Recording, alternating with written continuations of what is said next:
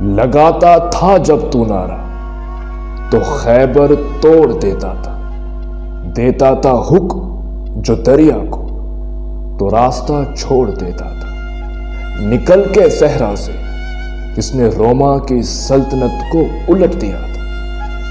ملت اسلامیہ ایک ایسا وقت بھی تھا جب مسلمان حکومت کرنے پہ آئے تو دینے والا ہاتھ ڈھونڈتا تھا کہ کوئی خیرات لینے والا مل جائے، لیکن خیرات لینے والا ملتا نہیں تھا۔ میدان جنگ میں اترے تو آپ تاریخ اٹھا لیں، ہمیشہ مسلمانوں کی کثیر تعداد نے بڑے بڑے فوجوں کو شکست دی، سلطنت روما کیسر و کسریٰ کو شکست دی۔ ان کے بعد بھی تاریخ اٹھا کے دیکھ لیں، مسلمانوں کی غوری کو اٹھا کے دیکھ لیں، ناممکن کو ممکن کر کے دکھایا۔ ظہیر الدین بابر کو دیکھ لیں، یہاں سے 25,000، وہاں سے 1 لاکھ، 1.5 لاکھ، 2 لاکھ۔ اسی طرح محمود غزنوی کو دیکھ لیں، سومناتھ کا مندر ناممکن تھا لیکن اس ناممکن کو ممکن کر کے دکھایا، دنیا کی تاریخ بدل ڈالی، سوچ بدل ڈالی۔ لیکن پھر ایسا کیا ہوا کہ وہیں مسلمان بغداد شہر میں منگولوں سے اس مسلمان کا ایسا حشر ہوا کہ دریا کو بھی اپنا رنگ بدل کر مسلمانوں کے خون سے لال ہو کر بہنا پڑا۔ آخر وہ وجہ کیا تھی؟ بغداد شہر میں ایسا کیا ہوا تھا کہ مسلمانوں کا ایسا حال ہوا؟ وہ کشتی عروج سے زوال میں کیسے آئی؟ تو صرف ایک ہی مسئلہ تھا، صرف ایک مسئلہ جو ابلیس بھی جانتا ہے۔ علامہ اقبال فرماتے ہیں کہ ابلیس کا جلسہ ہو رہا تھا، ابلیس خطاب کرنے کے لیے آیا اور ابلیس کے کارکن نے اس سے پوچھا، اے شیطان، تم نے ڈیموکریسی کو بھی سنبھال لیا، جمہوریت، تم نے سوشلزم کو بھی سنبھال لیا، تم نے کمیونزم کو بھی سنبھال لیا، تم نے کیپٹلزم کو بھی سنبھال لیا، تم نے ہر چیز ایتھیزم کو بھی سنبھال لیا، اب یہ بتاؤ مسلمانوں کو کیسے سنبھالو گے؟ تو اس نے کیا جواب دیا؟ اس نے کہا، میں بھی جانتا ہوں یہ فاقہ کش جو موت سے ڈرتا نہیں کبھی۔ ابلیس نے کہا، میں جانتا ہوں یہ مسلمان موت سے بھی نہیں ڈرتا، یہ فاقہ کش جو موت سے ڈرتا نہیں کبھی۔ اس نے کہا، میرے پاس بھی حل ہے، یہ فاقہ کش جو موت سے ڈرتا نہیں کبھی، روح محمد اس کے بدن سے نکال دو۔ ابلیس نے کہا، یہ میں جانتا ہوں کہ مرد مومن موت سے بھی نہیں ڈرتا، لیکن میرے پاس حل ہے، اس کی روح سے روح محمد نکال دو، یعنی ان کے جسموں سے عشق مصطفیٰ کو نکال دو، یہ قوم خود بخود ہی تباہ ہو جائے گی۔ اور یہ تھا حل، اور ایسا ہی ہوا۔ آخر بغداد شہر کیوں تباہ ہوا؟ میں نے بڑی ریسرچ کی، جانتے ہیں کہ وجہ کیا تھی؟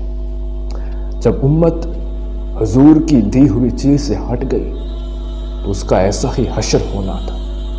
ایک وقت تھا، یہ جانتے ہیں، اتنے بڑی سلطنت کا مالک حضرت عمر فاروق رضی اللہ تعالیٰ عنہ، اتنی بڑی سلطنت کا مالک جس نے بڑے بڑے محلاتوں کو جھکنے پر مجبور کر دیا، بڑے بڑے محلاتوں کو جھکنے پر مجبور کر دیا۔ اب جانتے ہیں کیا وجہ تھی؟ جب بیت المقدس فتح ہونے والا تھا، مسلمان فوج بیت المقدس کا گھیرا کر کے کئی دن سے بیٹھی تھی کہ بیت المقدس کے مذاکرات کرنے کے لوگوں نے کہا، ہم نے اپنی کتابوں میں پڑھ رکھا ہے کہ ایک درویش بادشاہ آئے گا جو اس شہر کو فتح کرے گا، ہم یہ چابی اس کو بغیر جنگ کے دیں گے۔ صحابہ کو خیال آیا وہ درویش بادشاہ ہے جو مدینے میں ہے۔ آپ نے حضرت عمر فاروق کو بلایا اور یہ بیت المقدس فتح کرنے والے تھے، مدینے سے روانہ ہوتے ہیں، ایک اونٹ اور صرف ایک ملازم سرکاری وزٹ سے آتے ہیں بیت المقدس کی چابی لینے۔ مقرر کیا کیا؟ ایک لمحے غلام اوپر خلیفہ نیچے، پھر ایک جگہ خلیفہ اوپر غلام نیچے، کرتے کرتے صرف ایک اونٹ کے ساتھ جب بیت المقدس کے قریب پہنچے ہیں تو غلام کی باری اونٹ پہ بیٹھنے کی آ گئی۔ غلام نے کہا، حضور آپ بیٹھیے۔ آپ نے کہا، نہیں تمہاری باری ہے۔ غلام بیٹھ گیا۔ صحابہ نے کہا، بڑی سلطنت کے مالک ہیں، کچھ حلیہ صاف کر لیجیے۔ آپ نے غصے سے کہا اسلام کو طاقت نہ دولت سے ملی ہے نہ بادشاہی سے ملی ہے، اسلام کو طاقت دین مصطفیٰ سے ملی ہے، جو ہمیں حضور سکھا گئے۔ آج یہ وجہ ہے کہ ہم نے بڑی بڑی سلطنت کو جھکنے پر مجبور کر دیا ہے، بڑی بڑی سلطنت کو۔ وجہ کیا تھی کہ جو ہمیں حضور تھام گئے، ہم اس پر عمل کرتے رہے، اور آج ہماری سلطان ہی سلطانی ہے۔ اور بغداد شہر میں کیا ہوا؟ بغداد شہر میں مسلمانوں کی تباہی کیوں آئی؟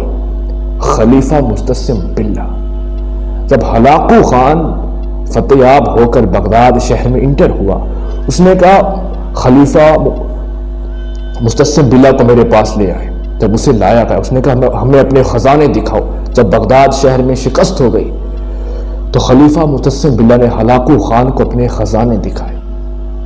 اتنے خزانے نکلے، زمین سے لے کر آسمان تک سونا ہی سونا بھر گیا۔ اس کے محل سے 700 اس کی وائف نکلی، 700 بیوی، کئی سو تو اس کی کنیزیں نکلی۔ یہ حشر ہوا جب حکومت اس کام میں پڑ گئی جو مسلمانوں کا کام ہی نہیں تھا۔ اور وہ کیا دور تھا کہ صحابہ کے پاس صبح آتا جو کچھ بھی آتا، شام کو وہ کسی نہ کسی کو بانٹ کر سوتے تھے۔ مولانا روم کہتے تھے کہ جب میرے گھر میں شام کو کچھ بچ جاتا تھا تو میں کہتا تھا میرے گھر سے فرعون کی خوشبو آ رہی ہے، اور جب میرے گھر میں کچھ نہیں ہوتا تھا، سب کچھ چل جاتا تھا، تو میں کہتا تھا میرے گھر سے محمد عربی کی خوشبو آ رہی ہے۔ یہ فرق تھا، اور وہاں سونے اکٹھا کرنے میں پڑے تھے۔ اس قدر تباہ شد ہو گئے تھے کہ اس کی کئی سو کنیزیں نکلی۔ تو بغداد شہر میں مسلمانوں کا یہ حشر ہونا تھا۔ وہی مسئلہ تو وہی تھا نا کہ یہ فاقہ کش جو موت سے ڈرتا نہیں، کبھی روح محمد اس کے بدن سے نکال دو۔ روح محمد نکلی اور یہ حشر ہو گیا، تباہی کے موڑ پہ آ گئی۔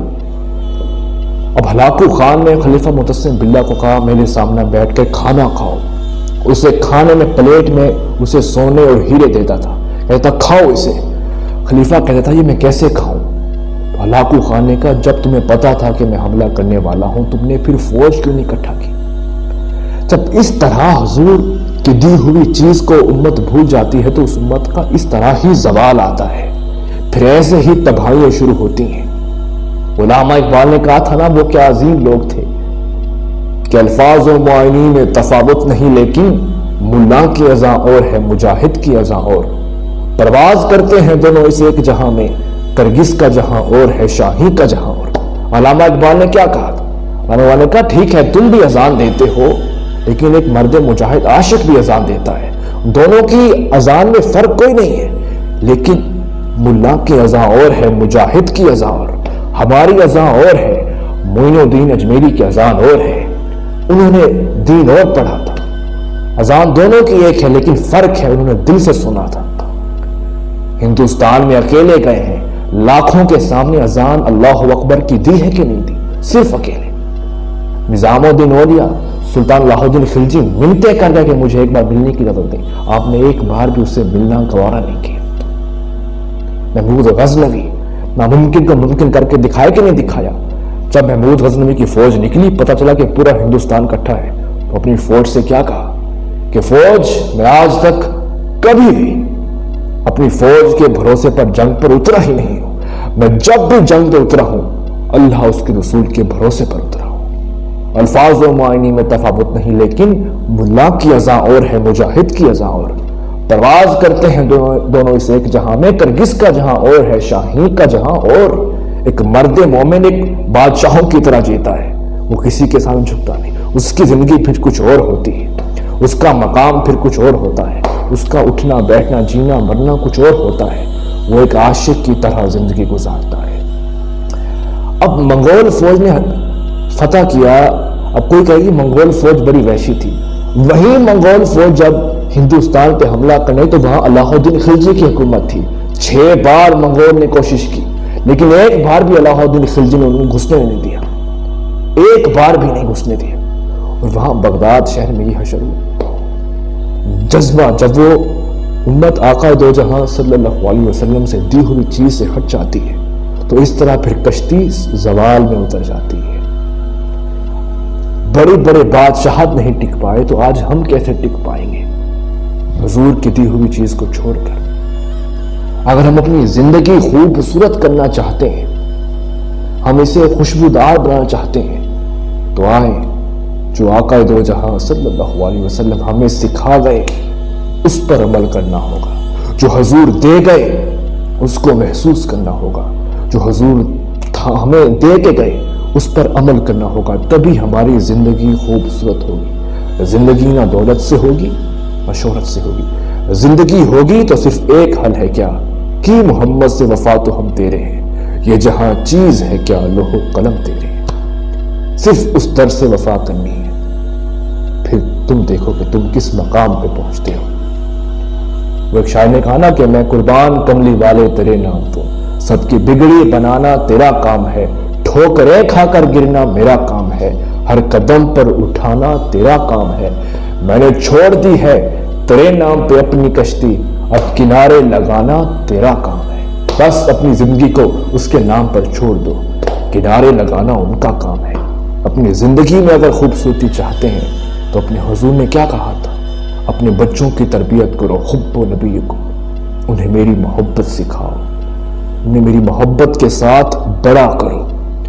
اگر ہم اپنی زندگی خوبصورت کرنا چاہتے ہیں تو ہمیں پھر سیرت مصطفیٰ پہ چلنا ہوگا، پھر دیکھیں کہ آپ کس جہاں سے کس جہاں پہ پہنچتے ہیں، کس اس منزل پر پہنچتے ہیں۔ علامہ اقبال نے کہا تھا کہ میں شہید عشق نبی ہوں، میری لحد پر شمع قبر جلے گی، فرشتے خود لے آئیں گے چراغ خورشید سے جلا کر۔ علامہ اقبال فرماتے ہیں جب ہم مریں گے نا ہماری قبروں پر بھی ایسی روشنی ہوگی کہ فرشتے روشنی سورج سے لے کر آئیں گے اور ہماری قبریں روشن ہوتی رہیں گی۔ آپ نے دیکھا نہیں خواجہ غلام فرید رحمۃ اللہ کی قبر پر کس طرح روشنی ہے، کس طرح سکون رہتا ہے؟ انہوں نے صرف ایک کام کیا، کیا؟